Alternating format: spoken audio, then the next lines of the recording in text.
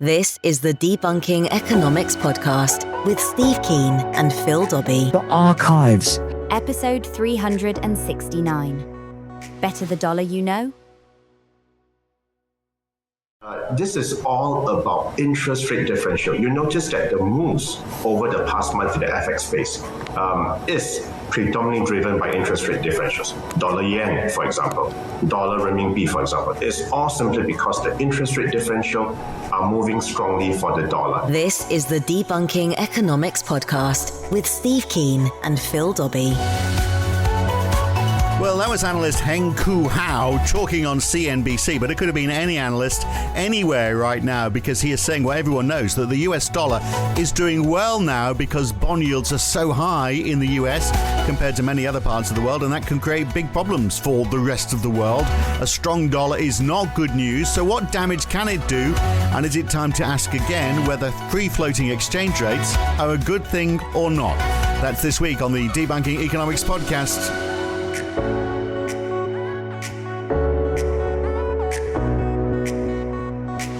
Now, one of the problems facing smaller countries in particular right now, in fact, possibly any country that isn't America, is that currency exchange rates are often driven by the demand for that country's bonds. So US Treasuries, which are the bonds issued by the US government, are a bargain right now. And because of rising interest rates, they offer a great yield.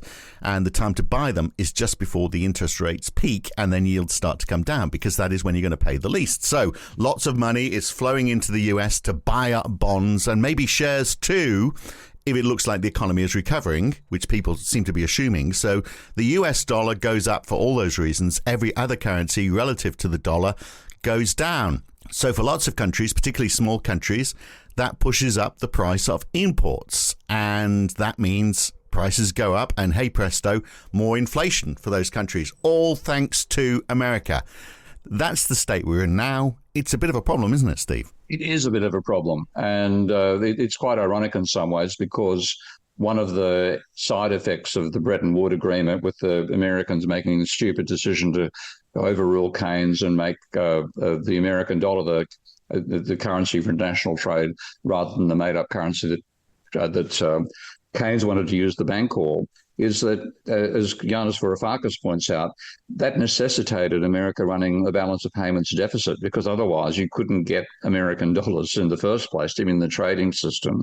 And secondly, you had a demand for American dollars over and above the demand for American goods, which therefore gave a boost to it. So it's always going to have an overvalued exchange rate.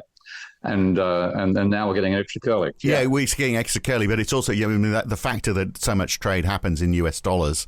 So multiply the issue by 10, because that's the sort of level of transactions outside America involving the US dollar. But even so, even without that, this would be a problem, just because America is such a big country, and I guess it's made bigger by the fact that we rely on the American dollar so much. But it's a big population. I think it's actually made smaller. Right, okay. It backfires on them. And then the same thing happened to England when it made the same mistake of making its currency the international currency back in the 19th century and early 20th century.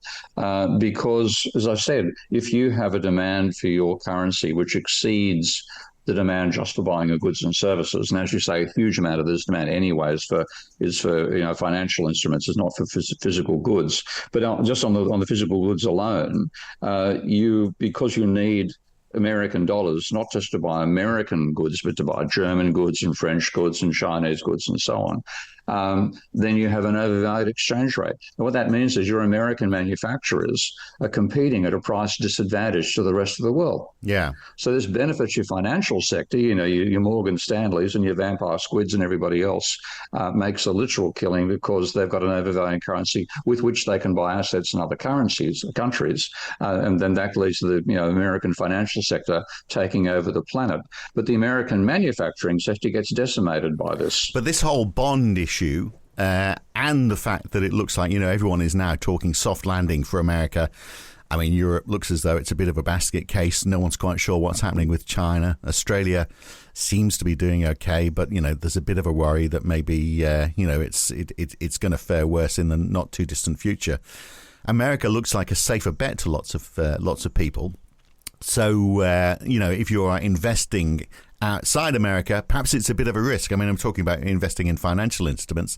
That's why people think, if I'm going to buy shares, I'll probably buy US shares because that seems a safer bet right now. So again, all that money is going into America, and irrespective of it being the reserve currency, it's just the strength of the economy generally, isn't it? That's giving it this leg up that no one can compete with. Well, there's actually an extra issue which is worth discussing. Whether it's major enough or not, I don't know yet, but I think it may have a long-term impact. But the general point you're making there is the safe haven effect, and this happened back even during the financial crisis from memory back in 2007. When that began, even though you had a crash in the value of American housing, I think from memory, there was a boom in American bonds and American shares relative to the rest of the world because of the safe haven effect. So if you think there are troubled times, you buy the American financial assets. So that's those are all the general things. The newbie right now, and whether it's significant or not, I really can't say, but it's worth pointing out, is Biden's Boost America, what they call the Inflation Reduction Act. I think it was called the IRA. Yeah. Interesting acronym.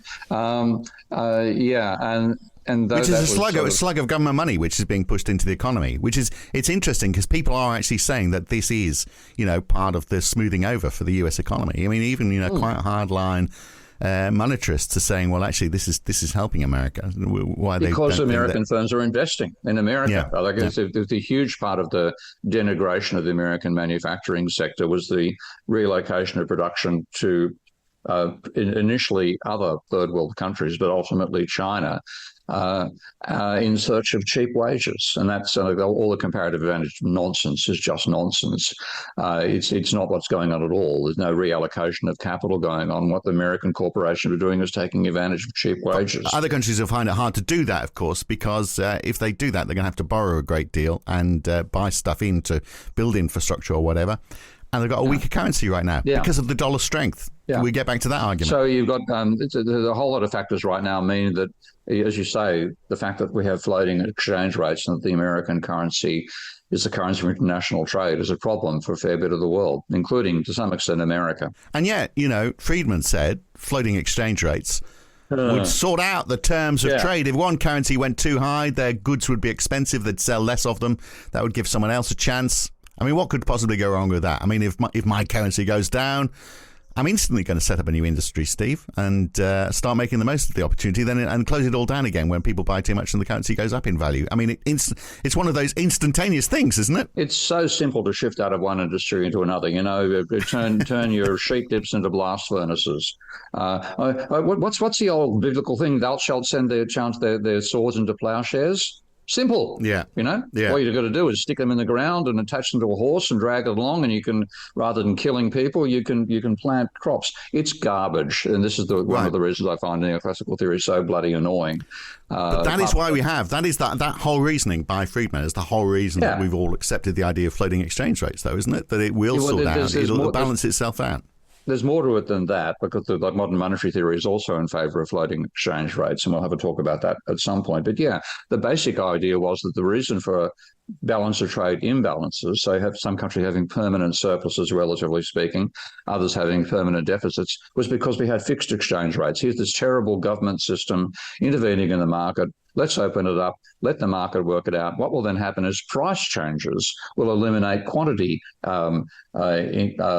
excesses and shortages. So rather than having a country like Germany or Japan or Korea running a balance of trade surplus, their currency would appreciate and we then have balance of payments, surpluses, deficits will disappear overnight.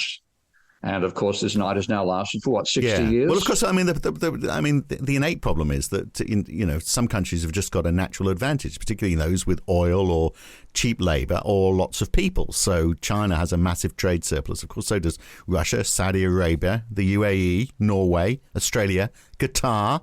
some of those have got something in common, haven't they? Only then. Let's drop Australia out of that list. Yeah, well, I mean, but it's been it's been exporting a great deal. Australia only recently has gone from being one of the permanent trade deficits country to relatively, to some degree, to close to a surplus. But the countries which ran permanent trade surpluses, Saudi Arabia and the oil-rich countries to some extent, yes. Definitely. But the real ones that won those surpluses, ones which were in manufacturing and investing.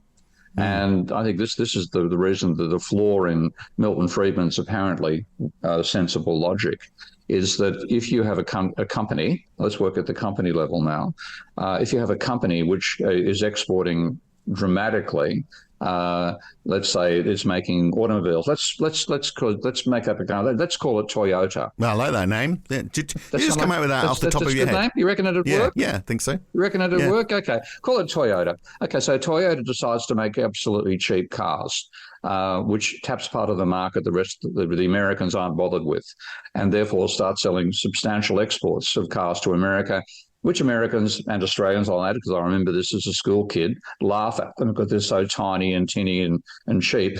But they're cheap and they sell dramatically. And then you reinvest, and all the money you make from the exports goes back into improving your manufacturing. And you happen to have stolen the ideas of an American. I can't think of his first name, but it was Deming. Who came up with an idea about what he called continuous improvement in manufacturing, just-in-time manufacturing. And quality control. So you went in a very clever approach to quality control as well, which Americans knew they didn't need after the Second World War because they were the best, they were the biggies, and they were going to beat the rest of the world out of sheer size and American ingenuity. Well, the Japanese slaughtered them because they brought Deming in, and Deming then explained how to dramatically reduce the need to rework in manufacturing. So we'll talk about that in a moment. Over time, you'd improve your efficiency. And with the export earnings they were making from selling these little cars, I call them Toyotas, didn't I? Yeah, you did. Yeah. I think. Yeah, Corolla. Let's call them Corolla. Corollas, yeah. Let's call them Corollas. So they're selling these Corollas, and the Corolla gets better and better over time, and ultimately the Corolla's a downside better than a Dodge. And you suddenly have Japan taking over your car industry. So that idea of continuous improvement, so that just goes against Friedman's idea that it can all instantaneously change because the product has got something to do with it. Yeah, investment takes time, and if you're making an export surplus, you've got more money to invest.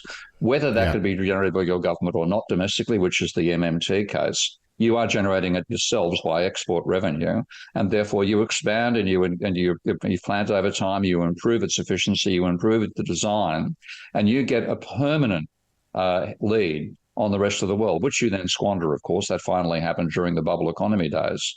But that's why the export surpluses did not disappear and were not wiped out by the mere change in exchange rates. Because you had a greater rate of improvement, a rate of greater investment, and when you lost the lead to some extent by an appreciating currency, you made up for it by continuing to undercut your rivals, even against that appreciating currency, and bang, you're locked in a 5 or 10% of GDP trade surplus. Right, but that is supplementary to my point that there are some countries that just are resource rich, and so can export a great deal, and no one can replace that. Floating exchange rates isn't going to suddenly give countries that don't have oil as much oil as Saudi Arabia. And the fact that Australia is now one of those countries with a big trade surplus just behind the Saudis, the UAE, and Norway. You just get some numbers here. You're going to ask me for the absolute. I don't have the absolute numbers with me, I'm afraid. But they're up there now, and they have been for a while because we've been exporting so much iron ore to China and the like. But and coal obviously as well has been part of that. But I mean, the fact that Australia has a surplus, irrespective of what it is, these days, I mean, Australia is not a country that's learnt about, improving its manufacturing capability, is it? So it's got that because of its resources. Learn how to get rid of it instead. Yeah, so it's got that because of its resources. Yeah. So that's a leg up for something that can't be, fixed by floating exchange rates. So that sort of puts paid to Friedman's argument as well. But there's an issue against that, and that's what's called the resource curse. That was originally called the Dutch disease, which is quite funny because Holland is now one of the world's great manufacturing countries. Or otherwise, they talk about name changes. Do you call it Dutch? You call it Holland, or you call it Netherlands? You have three options. Take your pick. all correct. But what they initially, I've forgotten what resource they had. It was possibly oil, I'm not sure.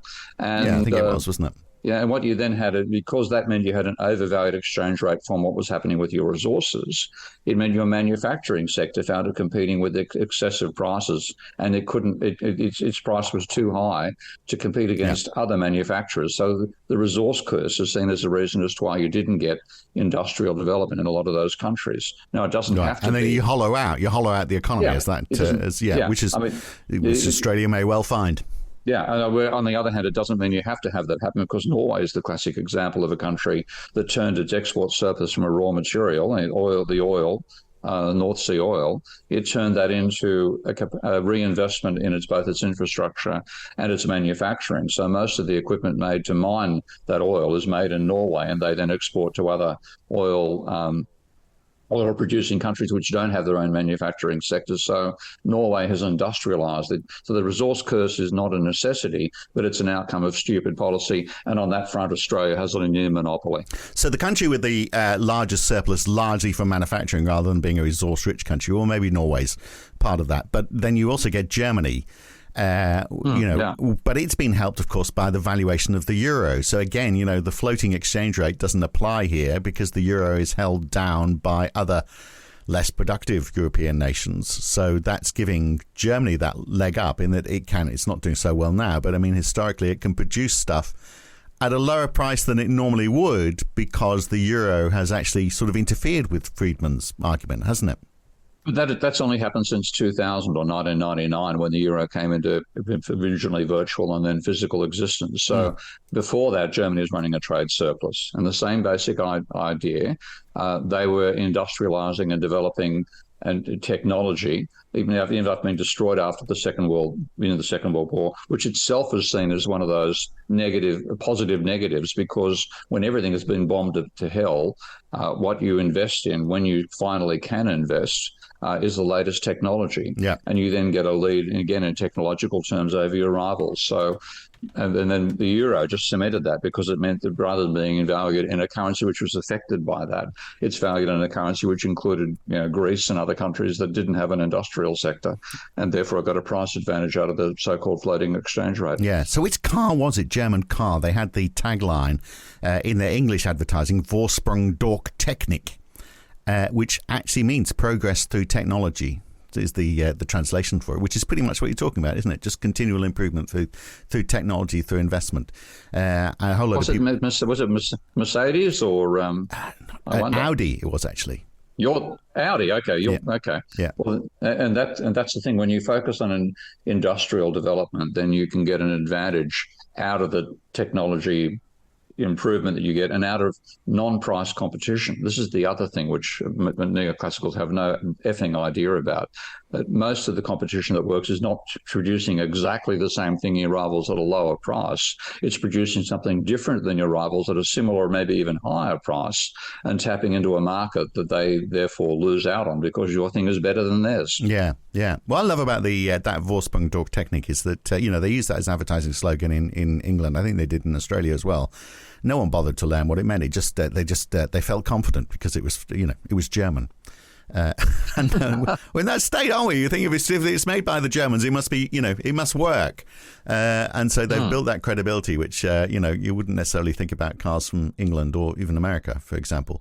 Look, I want to look at how the size of country interferes as well. There's a definite advantage with being a big country when it comes to exchange rates. We'll do that when we come back on the Debunking Economics podcast. Me and Steve Keen, back in just a second. This is the Debunking Economics podcast with Steve Keen and Phil Dobbie. So, Steve, some of the smallest countries, of course, fare the worst, particularly right now with this strength that we're seeing in the US dollar. This is what got me onto talking about floating exchange rates, because the US dollar really is growing from strength to strength at the moment as it supposedly comes out of, this wave of inflation that's taken over the world. So last year, the CD, I don't know if I'm pronouncing it, that's the currency of Ghana, went from being 6 CDs to the US dollar to over 14. So it basically lost 139% of its value in a year which meant it had to turn to the International Monetary Fund for assistance. And we know what happens then. Things go from bad to worse. But they impose austerity on you as well. Yeah. Exactly, yeah. And Zimbabwe also did badly last year because they have high levels of foreign debt. And of course, that debt just gets worse. If their currency falls in value, it's going to cost you more to pay your US dollars to pay off that foreign debt. So it's a downward cycle, isn't it? And we're seeing a lot of, emerging markets suffering right now because of that strength in the US dollar and because they rely on the US dollar as well. But, it makes their own currencies, relatively worthless. Yeah, and this is, as you say, it's causing inflation in the rest of the world. That's which is actually rather ironic because the whole idea of the Inflation Reduction Act was to reduce inflation. It's doing it okay for America, but it's actually causing inflation elsewhere. So I'm not quite sure how you fix all of this. Because those countries have got a high dependence on exports, also have a tough time because their income is going to fluctuate enormously. So even, relatively stable countries, let's take Australia as a case in point, driven by iron ore and other exports. But this year we've had this soft recovery in China. So the Aussie dollar that was worth 72 cents back in February, it's now sort of heading down to 70. So you've got a compound effect here, haven't you? The price of the goods that you're selling is worth less, and the value of the currency is less. So if you sold iron ore and iron ore goes down in price by 20% and your currency loses 20%, then, double whammy on that. Your income's down, not 40%, but say 35%. And it's really that big for developed economies. But it demonstrates, doesn't it, just the power of these fluctuations, even for, relatively stable economies. The fluctuation in the exchange rate driven by these factors can be quite substantial.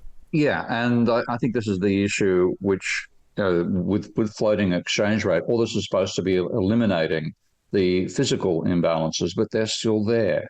So the idea that floating exchange rates are going to eliminate trade deficits and trade surpluses has proven empirically false, and we should therefore go back and say, well, what was the real problem with the old fixed exchange rates in the past? It was fixed to a physical currency, supposedly fixed to gold. Whereas instead what Keynes wanted was an actual system designed so that you reduce trade deficits and trade surpluses. His target, I think, was something of the order of having no country having a trade deficit or surplus of more than 2% of its GDP. Now, instead, we've had countries like Japan and Germany, China on occasions having 10% of GDP and sustained for very long periods of time. So this is his idea was the Bancor, which we have talked about quite a bit on the podcast in the past. I mean, it doesn't mean we won't talk about it today. So we'll get onto that in a moment because it does seem like the elegant solution, but of course it's so elegant it's never going to happen. But let's look at the pros and cons still of freely floating exchange rates. So one of the arguments is it does give governments some independence. If you've got a fixed exchange rate, then your central bank is going to find it hard to act independently of the central. If you're tied to another country like the US dollar, like some of these smaller countries, for example, then you haven't got the ability for your own central bank really to act as independently as they'd like to. And that's a valid argument. Then that's one of the main strands behind MMT's thinking as well, that once you're off a fixed exchange rate and you therefore no longer have a control on the value of your currency, which you can therefore damage by, if you have a depreciating currency, actually an appreciating, whichever way it goes. Pardon, it's a bit early in the morning for me at the moment, with us still getting over my COVID, but it is something which restricts what your government can do. Where you get rid of that, you don't have the restriction anymore, and you can then have a government, practicing money creation as it needs to maintain its domestic employment. So the floating exchange rate is seen as part of that. But I think equally it could have been part, and back to the Bancor again, I think it could have been something which would work with the Bancor system as well. Yeah, I guess, in the absence of Bancor, maybe for smaller countries, one of the advantages of being pegged to a larger currency is it's going to give you more stability. So in banana republics, of which there are obviously an increasing number, in fact I possibly live in one myself, then the currency value can't be manipulated by politicians for their own gains if they are pegged to a larger currency. And of course that is one of the problems, isn't it, for small countries, small despotic regimes. where you can play with the currency and make yourself very rich if you're in charge. Now, look at if we go back to why the fixed exchange rates under the original Bretton Woods Agreement broke down. A large part of it was that America was running a permanent trade deficit. And this comes back to Yanis Varoufakis's point that actually to make the system work, America had to have a trade deficit to generate American dollars in circulation in the rest of the world. But you then got the enormous buildup of American dollars outside America itself in what was called the euro-dollar market. And there's two elements behind this that are important about why the system broke down, because the Americans, again, turn said, we are pegging our dollar to the gold. So if you bought 35 American dollars to Fort Knox, America was obligated to give you 1 ounce of gold in the exchange rate that applied at the time between the American dollar and gold. Now, one of the main trade surplus countries at the time was France, and it had a rather irascible, I think he was the president, Charles de Gaulle, and he threatened to because of this continual trade deficit of the Americans, so their American dollars were literally being accumulated by the French. He threatened to turn up at Fort Knox and buy all the gold in America. And that's what then forced, first of all, the break into two price systems. First of all, the $35 official rate was maintained, but if you wanted to buy gold as an individual, you paid $42 an ounce. And then finally, the whole breakdown. So you broke the link of the American dollar to gold. Well, and there's no way in the world that would work now, because, I mean, we're not increasing the amount of gold that's available in relation to the growth that we're seeing in the global economy. This is one of the reasons people argued against the gold standard. The whole fact that it was fixed was physically a problem, because that meant you had to have a rising gold price over time if the economy was growing faster than the physical stocks of gold. And if you look back to the 19th century, you can make some positives about the gold standard in that period for international trade, but you also had the fact that you had a non-elastic currency meant you couldn't have an expansion of investment in different sectors as easily as you can with the flexible currencies we have now, where and frankly they applied to some extent in the 19th century as well, where banks create money and the government creates money, and then that can expand the money supply to enable physical investments to take place at different times in a way that a currency linked rigidly to a fixed or commodity and relatively fixed supply, you don't get that flexibility. And presumably exchange rates are influenced heavily by the size of each currency. So if you've got a rapidly expanding US dollar, if there's a lot more US dollars coming into existence because there's more loans being issued by banks, for example, and there's less of that happening in Europe, then that will influence the exchange rate as well, presumably. I mean, it's going to anyway, because you're giving those loans presumably for expansion of the economy, which would mean that if there's more borrowing going on in the US, then obviously there's more hope of future profit than there is if you're not seeing that borrowing happening in Europe. But just the sheer volume of each currency presumably is going to have an impact on those exchange rates too. Well, that's again one reason people argued in favour of fixed exchange rates or tying it to stop that sort of manipulation going on. But it still happened under both regimes, that people have got a very rose-coloured view of what actually happens in financial markets, and the capacity of systems to restrain that behaviour as well. So I think that's it comes Friedman would argue, of course, Friedman would say in that situation, well, if you've got lots of loans and that's creating more US dollars, you're going to have inflation. Yeah, and that's going to slow down your trade. Yeah, exactly. So it's going to balance itself out. Which it doesn't. And this is the point about it being, we're using static thinking for a dynamic problem. And if you then, the case with the kind of countries like Japan in particular, that's probably the best example, industrializing rapidly, and therefore over time, accumulating an advantage, which they continued by reinvesting, continued to grow. And people these days, I'm sure they've forgotten about it, but there was a quite famous movie, I think it was called The Rising Sun.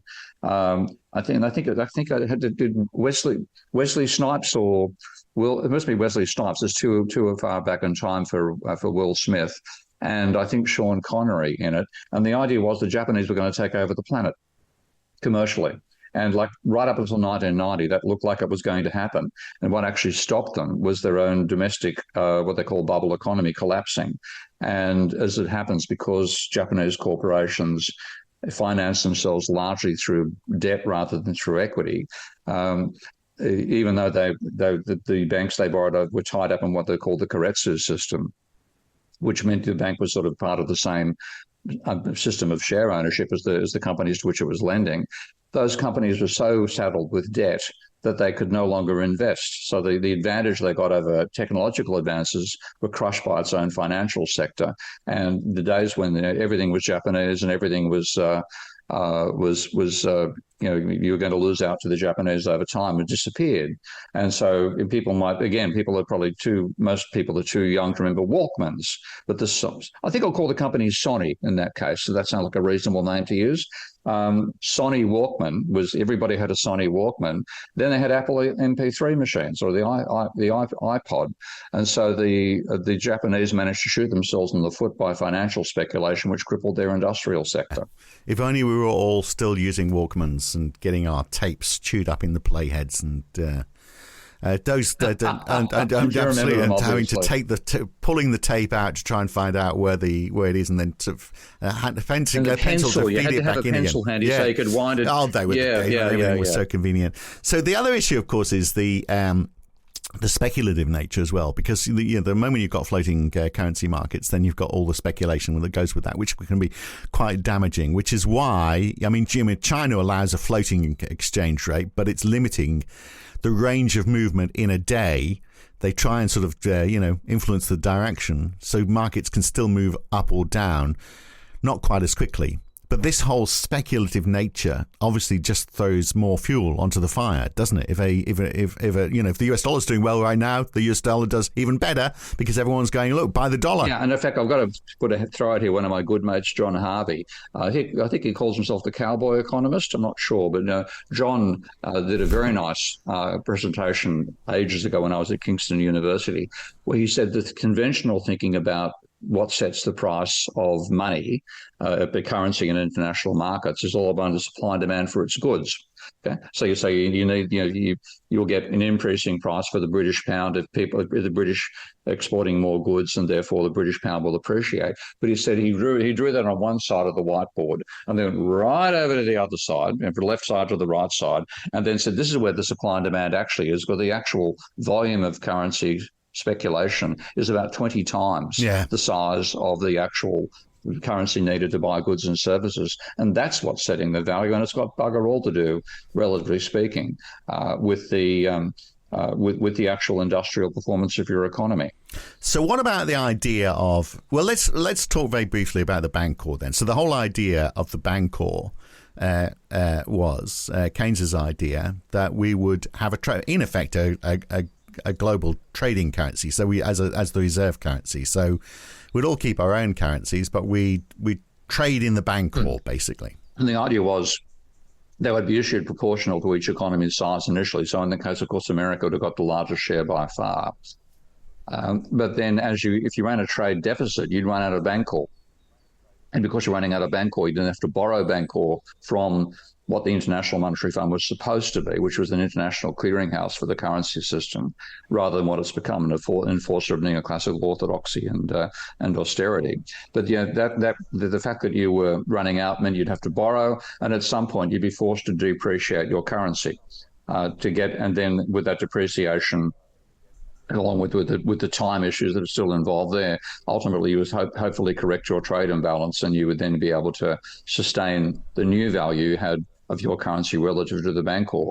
And equally, countries which are running a trade surplus, the same idea applied in reverse for them. They'd start accumulating it, and that would then they'd be forced to appreciate. And Keynes was also going to use interest charges on countries running a surplus as a way of providing money for investment and development in the third world. So they'd get Bancors as a part of the expansionary operations of the IMF, and that would enable them to buy foreign technology with which they could build up a manufacturing sector. So it was a very, very different idea to the sort of fixed exchange rates we had and when you tied things to gold. And the whole idea was to minimize deficits and surpluses through a mechanism rather than relying upon a market, which is, after 60 years, I think we can wake Milton up and tell him that idea failed too, mate. Go back to death. Yeah. Which has been quite successful at lately. So the you seem to get reborn all the time. Yeah. So, but I mean, the problem with that is if you're a country that's doing quite well, here's an economist saying, "Oh, look, what we want to do if you're doing too well is we want to tax you so that your country isn't doing quite as well to help some other countries pick up speed." I mean, that's in effect what he's saying. I mean, it's sort of like a global socialist approach, isn't it? Which the world's not going to adopt. Well, it's too late for it anyway. But I think in some ways, what we're seeing with the development of the Russian and Chinese ideas for their currency bloc, the BRICS system, that may well be a sort of proto Bancor system, because the idea would be, I hope, will not to be based on a commodity, which I've seen comments about, but based on a basket of currencies. And the more currencies are in the basket, the less you've got one currency dominating. So you get to the stage where you have a proto Bancor coming out of that arrangement. Well, like the old ACU before the euro, we had the ACU, which was the trading currency within Europe. Which is where it should have stayed. Where it should have stayed. But then also, I mean, the IMF doesn't allow foreign exchange controls. Well, they do for countries which are transitioning from centrally planned economies to market economies. But, I mean, do you think government should have free rein to determine the value of their currency? As to, should they be able to limit the rate of exchange with their currency? I don't think it should be open capacity of other countries to speculate in the currencies of another country, because then you get the financial sector booms and busts overwhelming your domestic economy. And I remember very vividly the situation for Malaysia during the Asian financial crisis back in 1997. Because as it happens, I got dragged onto, I think it was Philip Adams' show in Australia, discussing it with Peter Harcher, who was the foreign, and still is, I think, the foreign correspondent for the Sydney Morning Herald. And that was when Malaysia was run by Mahathir, who's been denigrated in many, many ways since then. But Mahathir imposed currency controls, basically saying I think it was you had to repatriate the ringgit if you had it overseas. If you've been using ringgit to buy foreign currencies or whatever else, you were forced to repatriate. So he brought capital controls in, and he did not allow the ringgit to be just set by international price systems. So he had currency controls. And Peter Harcher, in the interview with me, said, this will be a test. And I said, well, let's just see what happens, which country will come out of the Asian currency best? Will it be the ones that enable this continuing speculation and movement of money in and out of their currencies, like, for example, Thailand? Or will it be the Malaysia, which is blocking it and forcing people to repatriate their money? Malaysia came through that far better than the rest of it. And, of course, that was never acknowledged by anybody else on the other side of that discussion. But, yeah, the capital controls worked because it's ultimately a flighty capital, which ends up, overvaluing your commercial real estate assets, which is what happened to Thailand dramatically in 1997, but then wiping out the value of your manufacturing sector at the same size because your currency is overvalued. And then when the crisis occurs, bang, you plunge down. So we saw an incredible chaos coming out of that, and the worst of all being for Indonesia, which I think it had about a factor of 30 depreciation in its currency. Like, it fell by you talk about a 130% effect. It's had a 3,000% effect on Indonesia. Malaysia sailed through all that. So by stopping the financial sector and being able to speculate in its domestic currency, Malaysia came through that more successfully than any other country in Asia. And I think that's what we should be saying, to get the bloody financial markets out of here. Well, I remember when I was a kid, and this isn't exactly the same because this is a limit on foreign currency movement rather than capital controls as such. But it was, I think, in 1966, I was very young at the time, but it stuck around for a while, that you could only take a certain amount of money. If you went on holiday, British holiday holidaymakers. They could only take £50 out of the country. £50 is worth a bit more in those days, because otherwise you'd have a pretty crap holiday, wouldn't you? But that's the maximum amount that you could take out of the country to go overseas. I think Geoffrey Howe was the one who got rid of that during Margaret Thatcher's era. I think, yeah. I mean, the British is an interesting example, because that's what led to George Soros's wealth, because when you had a fixed exchange rate, they fixed at the behest of a national government.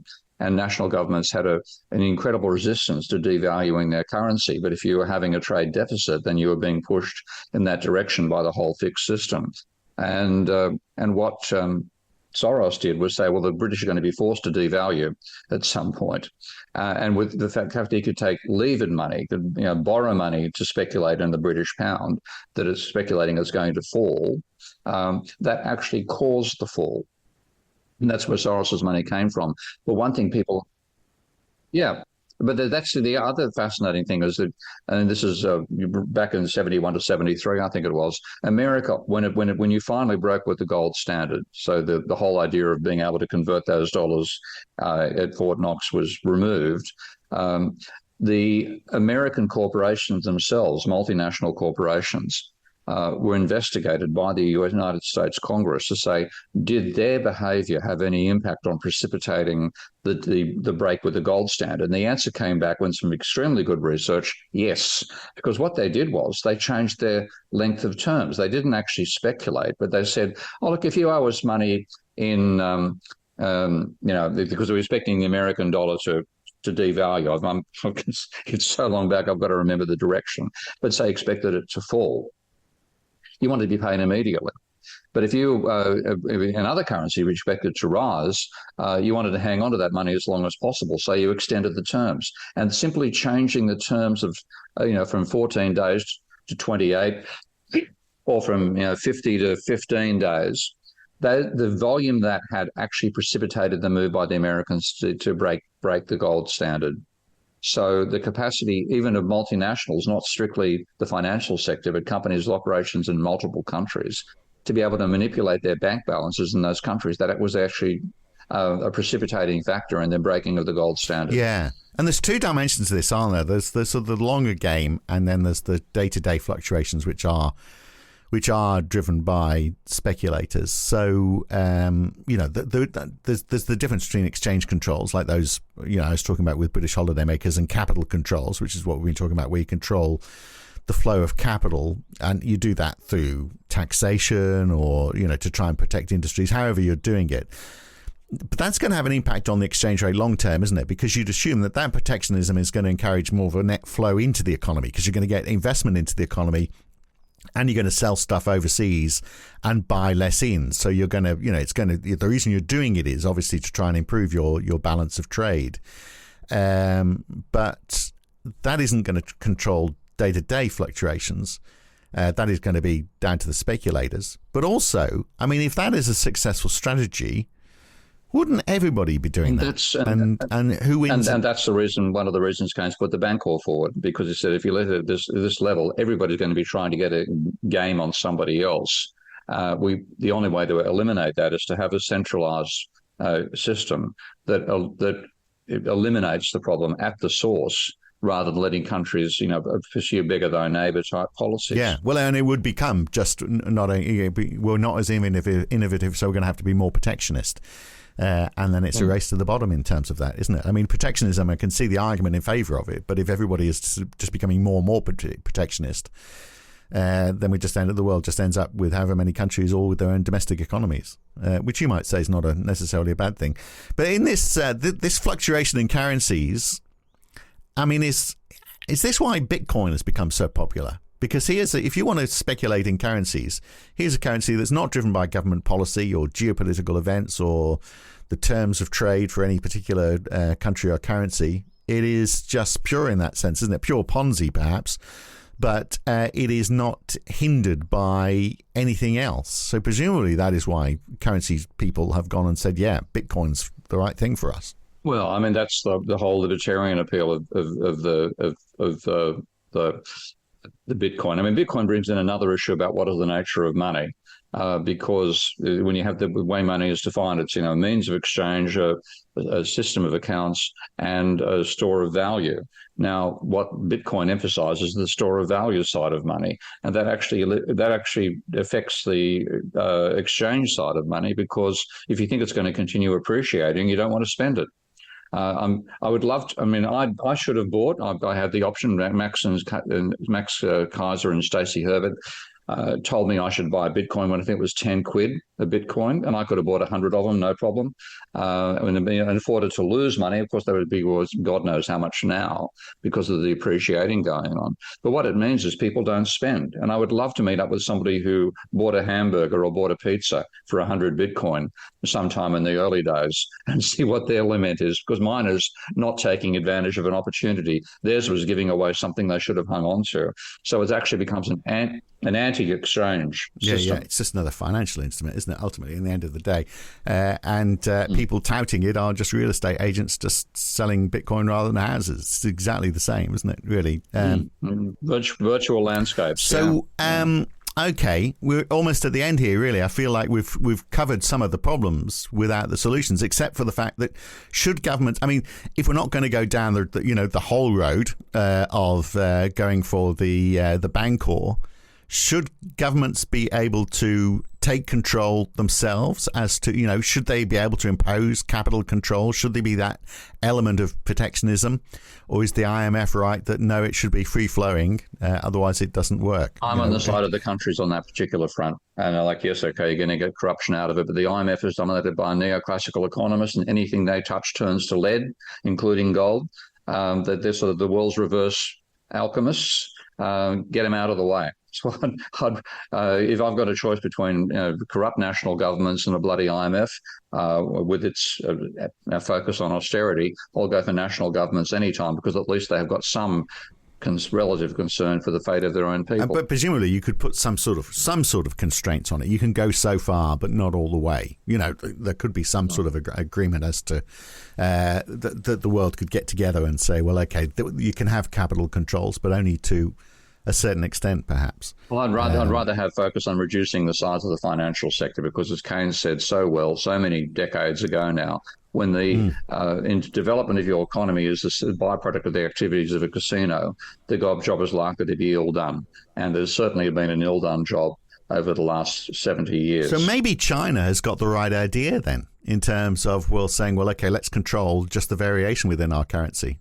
on a day-to-day basis. Well, let's set a rate by how far it can move. Well, that's again, most countries have done that because the disturbing effects of instability of the currency, as we started this podcast with.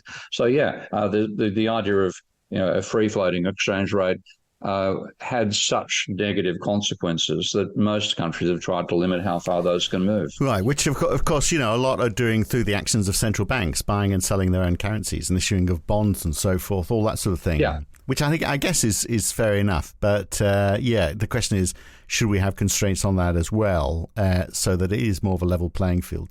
Anyway, it's an interesting discussion, isn't it? We'll leave it there for now. Good to talk, Steve. We'll catch you next week. Okay, bye. And there he was gone. By the way, if you're listening to this with the ads and you don't want to listen to it with the ads and you'd like to get a few days earlier, then do become a supporter of Steve Keen on Patreon, and you'll get this access to this each Saturday rather than every Wednesday, ad-free. Just mentioning that in case you weren't aware, but otherwise we'll see you however you're listening to this. We'll see you next week. Thanks for listening. The Debunking Economics Podcast. If you've enjoyed this podcast, then please share it with your friends, like it on YouTube, and subscribe to this channel.